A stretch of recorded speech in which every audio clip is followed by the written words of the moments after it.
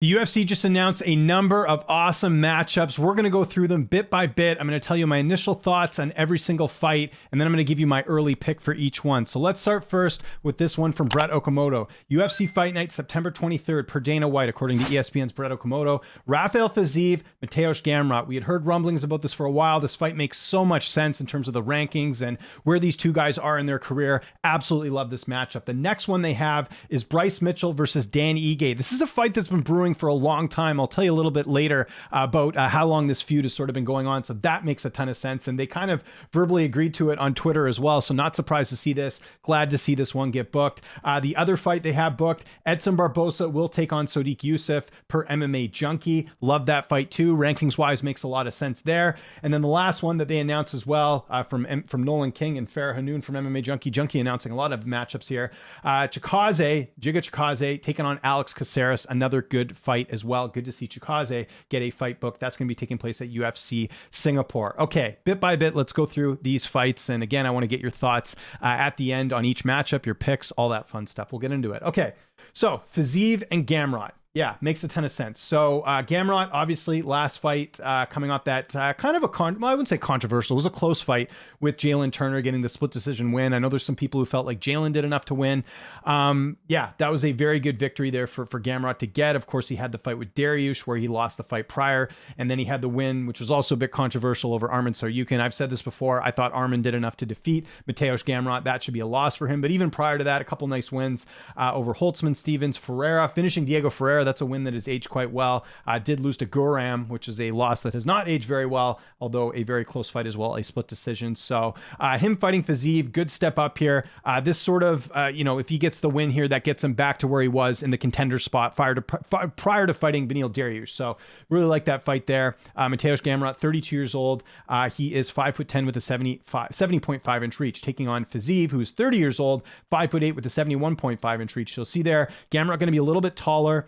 Fiziev going to have the reach advantage in this fight. Fiziev coming off a fight against Justin Gaethje, which he lost pretty decisively in that one. That was a bit of a surprise for me. I thought Fiziev was going to win that and probably start talking about him fighting for a title. That was a key loss. The fight previous to that, really good win over Rafael dos Anjos. It was a late finish, but still to finish dos Anjos, very impressive. And we know the win streak before that, especially starting with Moicano pretty much. Moicano, Green, Riddell, all good wins there. So again, good type of fight here when it comes to that. Should mention Gamrot and Moicano trained together. Wonder if there'll be some information sharing there as far as that matchup. But yeah, really like this fight.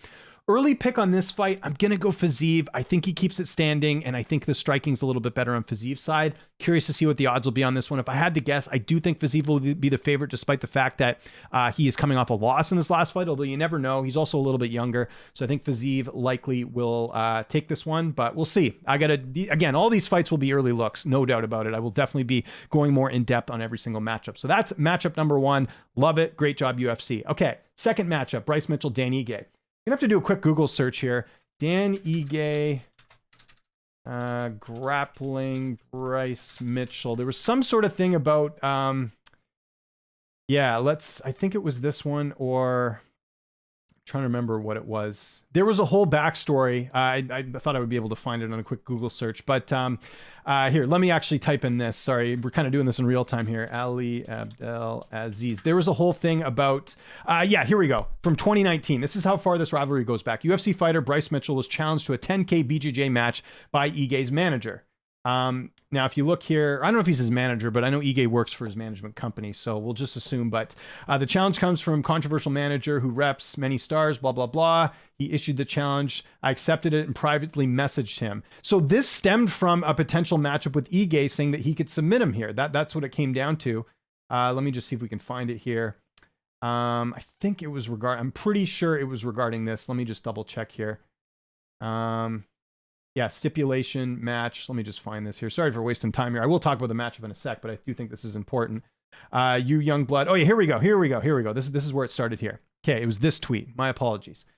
You, a young blood, I know somebody who can give you a nice southern ass whooping. His name is Dan, and you might actually get a blue check mark after this fight, blah, blah, blah. I'm ready for this fight. There we go. So this was way back in 2019 that this rivalry had gone back, and it involved his manager. So that adds a little bit more. Again, this is a fight that's been in the works for a while, but I think now it actually makes a lot of sense as well, right? Dan Ige, really nice win in his last fight over Nate Landwehr, getting it done by decision. Very tough fight. Knocked out Damon Jackson. Prior to that, had a 3-fight losing streak, including to a guy in Movsar who Bryce Mitchell was supposed to fight. So this would be a good test for him. And Bryce, I mean, he had a very tough loss to Ilia Topuria in his last fight. A loss, by the way, that actually hasn't aged that badly. I mean, Topuria has been on quite the roll since then.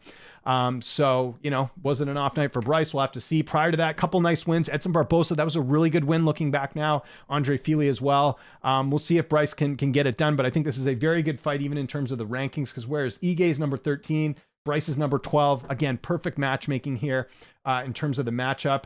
Quick tail of the tape here. Dan Ige, 31, 5'7" with a 71-inch reach. Bryce Mitchell is 28 years old, 5'10" with a 70-inch reach. So Dan Ige going to be a little bit longer, just a 1-inch reach advantage, and Bryce Mitchell going to be a little bit taller in this fight. Early pick on this one, coin flip. I give a slight edge to Bryce just because I've been just a little bit more impressed with him, but Dan Ige is a guy you cannot count out at all. Again, this is just an early pick. We'll make my official pick once I do the early look preview on this fight. Okay, so those are the two fights there that we mentioned. Love those fights. That's for September 23rd. Let's get to the next one. Edson Barbosa, Sodiq Yusuf, UFC 281, October 14th. Let's look at Edson Barbosa. You can see there, 23-11 record, 37 years old, 5'11" with a 75-inch reach, taking on Sodiq Yusuf, who is going to be, I want to say 30. How old is he? 30 years old. Yeah, I was right. 5'9" with a 71-inch reach. So you'll see there, Barbosa going to have the height and reach advantage in this fight. He's also got way more fights than him, although that's typical of Barbosa. And Barbosa, I think, turned back the clock in his last performance, knocking out Billy Quarantillo. Very good win for him. There's a lot of people, including myself, who picked Billy Q in that fight. And Barbosa, like I said, put on a vintage performance, knocked out Billy Q. Very good win there. I do think Sodiq is a better fighter than Billy Quarantillo. So that's what makes things a little bit more interesting. And then prior to that, he had the 2 losses to Bryce Mitchell and Chikadze. Also had a win over Shane Burgos, which I know Shane's not in the UFC anymore, but that was a win that was very good at the time. Remember that weird delayed knockout that Burgos had in that one? So yeah, I think Barbosa's a guy you can never count out. Sodiq Yusuf's a great prospect.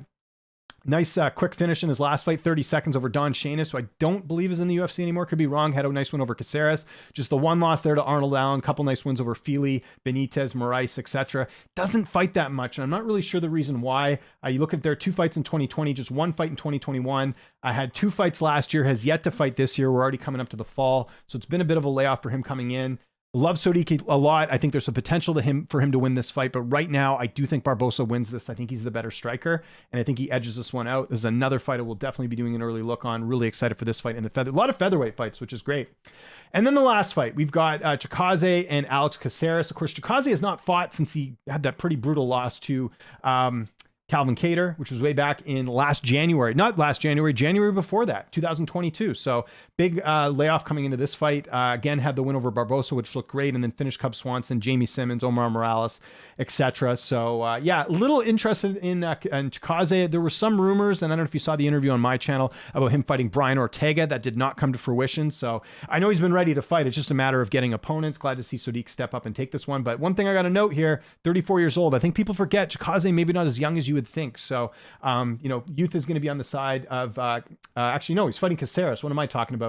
Casillas is 21 and 13, 35 years old. So Chikadze going to be just 1 year younger than Casillas, even though Casillas, definitely the veteran in this fight. So Casillas, 5'10" with a 73.5 inch reach. Chikadze, 6 feet tall with a 74 inch reach. So Casillas, I should say, is going to be, Chikadze is going to have the reach advantage and the height advantage in this fight too. Casillas, he's still sticking around, man. He's still getting wins. Nice win over Pineda in his last fight.